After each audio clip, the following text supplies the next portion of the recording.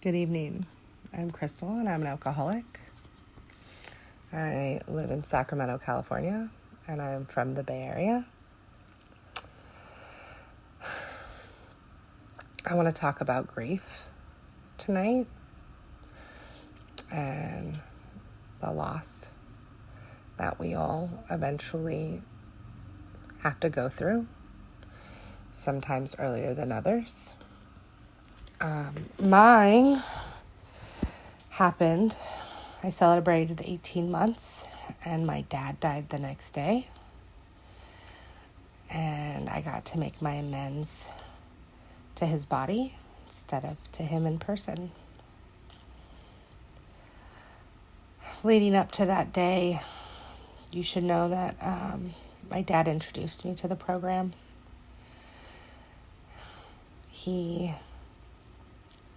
I ended up on his doorstep at 16 needing a drink to go to bed. And he was the type of alcoholic that never told me that I needed this program, but that it was available to me. He was always available to take me to a meeting. And I was in and out from the age of 16 to 26, and he really did his best to give me all the possibilities without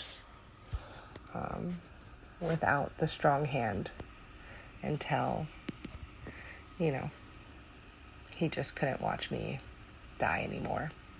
And so it was really pivotal that he get to see me do this thing, and he doesn't. So leading up to that, I had joined Young People's and I'd gotten involved and I got a sponsor and I was doing step work and I was doing all the things, and his death hit me like a ton of bricks. And luckily I had done a 4th step about it, and I wrote about my resentments and my fears and saw how selfish I was being and came up with a plan of action with my sponsor. And so when that day came, I knew exactly what I needed to do. I screamed and called my sponsor and I took direction, and I ended up making that amends to his body. And I told him that I was going to give this a real good shot because, one of my biggest reservations was that if my dad died, I was going to drink the way that I wanted to drink. I think we all have that person. If they go, then, I'm just going to give up. But luckily I had great sponsorship and I addressed that. I want to say I walked through that process of being the daughter I should have been, all those years with as much grace and integrity as possible because of the examples I saw in Alcoholics Anonymous and the people that stood by my side. I found myself a month or two after his passing, and we were at this conference, ACIPA 44 in Orange County, and we ended up bringing it back to the Bay Area.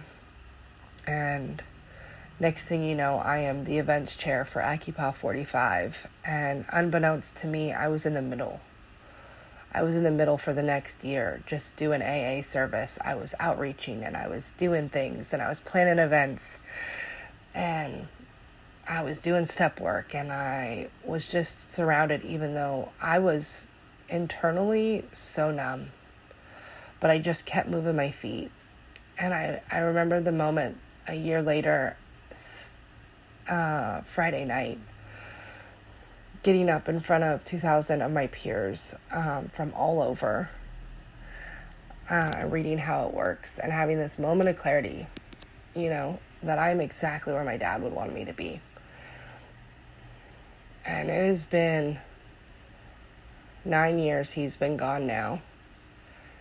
And I still think back and I still find myself in moments of service for Alcoholics Anonymous and for recovery that I'm like, wow, my dad is really proud. This living amends, there's really something to it. And I don't stay sober for him, but it does help knowing that I can feel him around me. And with this, death is going to happen. We are going to lose things and people, and loss is bound to happen. But we have tools today that we get to pick up and we get to look at, and we are responsible. Our feelings are valid, but we're responsible for our actions and how we handle things. And I'm so grateful that people knew how to hold my hand and really allowed me to have my process. And that's what I get to do today, because no matter what we go through, as long as we stay sober, like, there is going to be somebody for us to help through this later on. And it was really annoying for me to hear, but like, it's really been my truth.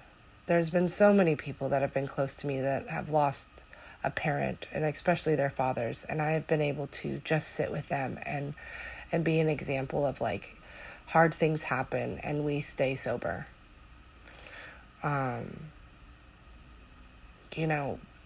There's been lots of other things that have happened in my life, but that is the pivotal moment that I knew I'm exactly where I'm supposed to be. And things are not always great, but I get to find the rainbows and butterflies. I get to be the change I want to see here, and I get to grow.